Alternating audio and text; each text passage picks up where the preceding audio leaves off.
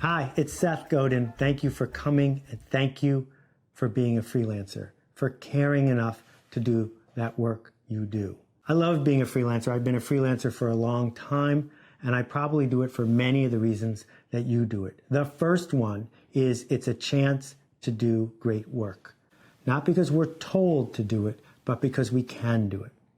Number two, it gives us a chance to be free, to make our own choices.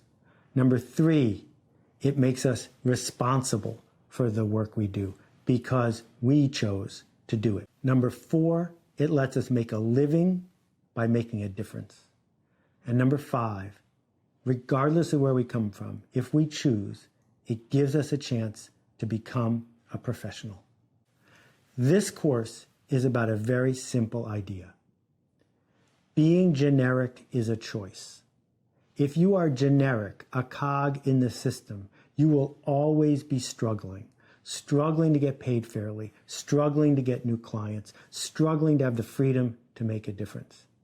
But if you choose to turn pro, to work your way up the ladder, to do the hard work of being famous to the family, known for what you do, trusted, when you choose to do these things, reject the idea of being generic, as difficult as that is.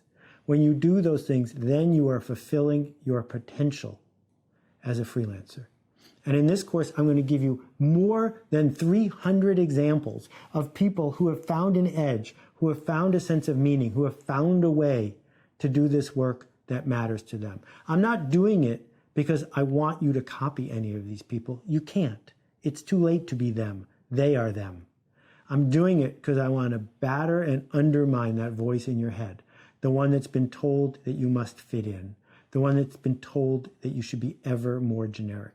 And I want to push you to enroll with me in a process of thinking differently about what your craft is, and to do the incredibly scary, difficult, and worthwhile work of moving up the ladder, of going from the cog in the system to the unique, to the remarkable, to the person who gets to make a difference.